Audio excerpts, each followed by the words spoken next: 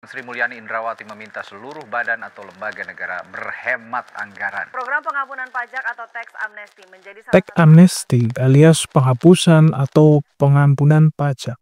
Sebenarnya ini nguntungin siapa sih? Orang kaya yang tajir melintir atau rakyat kecil yang masih ngepas banget buat bayar kebutuhan sehari-hari? Kalau kita perhatiin lagi ya bre, RUU tentang pengampunan pajak alias tax amnesty ini bakal masuk ke program legislasi nasional prioritas 2025. Dan udah disetujui juga sama DPR. Jadi kemungkinan besar bakal segera buat diimplementasikan. Masalahnya kebanyakan dari kita, rakyat kecil, mungkin nggak terlalu ngerti apa itu tax amnesty. Jangankan ngerti, peduli aja mungkin enggak gitu ya. Sama kayak gue, jujur aja gue juga baru tahu tadi. Nah setelah kemarin rame banget kritik soal pajak 12% atau PPN 12%, yang tentu saja bikin emosi banyak orang walaupun sebenarnya ya ada untungnya juga sih kalau nggak dikorupsi. Sekarang muncul lagi yang namanya tax amnesty. Dan kalau dilihat sekilas, jelas banget ini bakal lebih menguntungkan pengusaha besar. Terutama karena ada pembebasan pajak itu sendiri. Kebayang dong reaksi orang-orang, rakyat kecil kayak makin sering bertanya-tanya gitu. Ini pemerintah tuh sebenarnya peduli sama kita atau enggak sih? Ya gimana enggak coba, rakyat kecil malah ditekan pajaknya, sedangkan orang kaya dibebasi pajaknya. Jadi itu semua tuh bikin kita itu mikir gitu. Ini pemerintah tuh sebenarnya pro rakyat kecil atau pro pengusaha besar?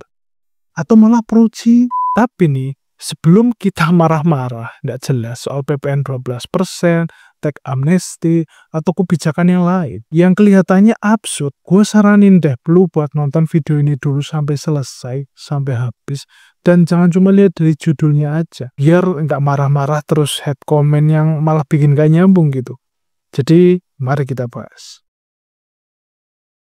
Tax amnesty itu apa sih? Buat yang belum paham, gua kasih tahu dengan cara yang paling mudah dan gua paham tentu aja. Tax amnesty ini adalah program dari pemerintah yang memberikan kesempatan kepada masyarakat atau pengusaha untuk melaporkan atau memperbaiki data pajak yang sebelumnya belum benar atau belum lengkap. Tapi tentu aja ada syarat, yaitu mereka harus bayar sejumlah uang tebusan. Nah, dalam program ini hutang pajak bisa dihapus atau dimaafkan selama semua syaratnya terpenuhi. Selain itu, mereka juga dibebaskan dari denda ataupun sanksi asalkan data-data yang dilaporin sesuai dengan aturan. Tujuannya apa sih?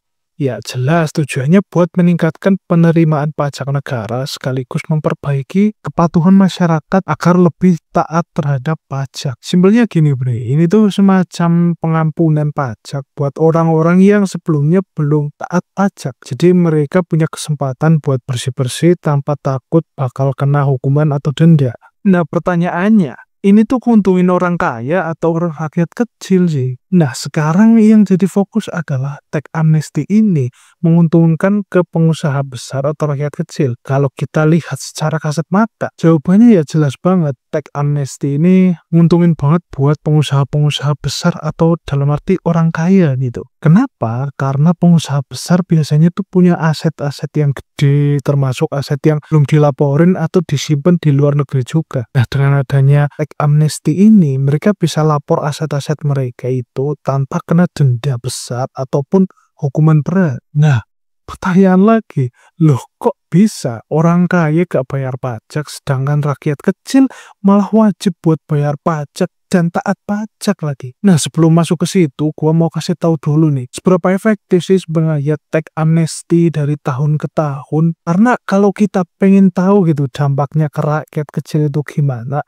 kita juga harus tahu seberapa nguntungin tax amnesty ini buat pemerintah. Ada tahun 1984, ini pertama kali pemerintah mencoba tax amnesty setelah reformasi pajak pada tahun 1983. Reformasi ini mengubah sistem pajak dari official assessment jadi self-assessment. Tapi sayangnya program ini gagal total. Kenapa? Karena banyak wajib pajak yang nggak percaya sama sistem baru ini. Mereka takut data mereka nggak aman dan malah dipakai buat hal-hal yang nggak sesuai dengan tujuan awalnya. Di tahun 2008, tax amnesty dikenal sebagai sunset policy Tujuannya lebih sederhana sih, yaitu ngasih kesempatan buat wajib pajak buat memperbaiki laporan mereka tanpa dikenakan sanksi administratif. Fokus utamanya ya lebih ke dalam negeri dulu sih pada saat itu, tanpa menyentuh dana yang disimpan di luar negeri. Dan ternyata program ini juga cukup sukses dan jumlah wajib pajak yang terdaftar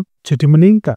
Dan laporan pajak juga jadi lebih rapi. Dan di tahun 2016 ini merupakan yang paling besar. Di era Presiden Jokowi, Tax Amnesty ini jadi program pengampunan pajak terbesar sepanjang sejarah Indonesia. Targetnya jelas, menarik dana besar yang disimpan oleh wajib pajak di Indonesia maupun di luar negeri, terutama di Singapura atau di negara-negara tax haven lainnya. Meskipun jumlahnya gede, hasilnya masih belum menyampai target awalnya. Tapi tetap aja ini jadi momen besar buat keuangan negara. Di sini gue nggak mau ngomongin nominalnya berapa ya, karena jujur aja gue pusing malah jadinya. Nah, di tahun 2022, program ini adalah kelanjutan dari Tax Amnesty tahun 2016. Tujuannya buat ngasih kesempatan terakhir ke wajib pajak yang belum melaporkan asetnya, terutama yang dari luar negeri. Hasilnya emang lebih kecil daripada tahun 2016, tapi ini jadi sukses yang terbesar karena melampaui target pada saat itu. Nah, sedangkan di tahun 2025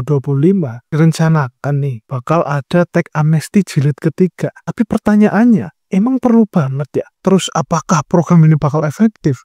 Atau malah cuma jadi celah buat pengusaha besar bebas pajak?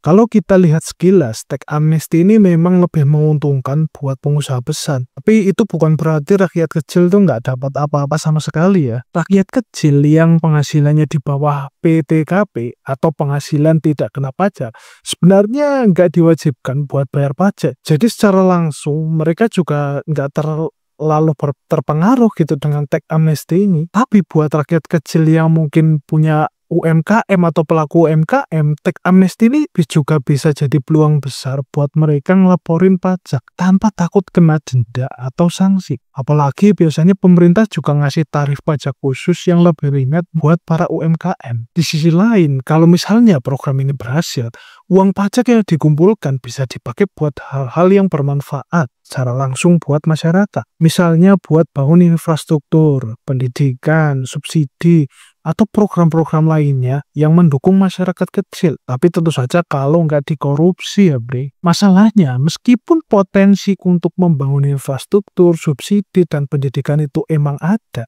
tapi Tax Amnesty ini tetap rawan banget buat jadi celah untuk pengusaha besar buat bersih-bersih aset mereka tanpa harus bayar pajak yang seharusnya mereka bayar. Kalau nggak ada reformasi pajak yang jelas setelah program ini, ada risiko besar kalau rakyat kecil tuh malah dibebani pajak yang lebih besar lagi buat nutupin kekurangan pendapatan negara.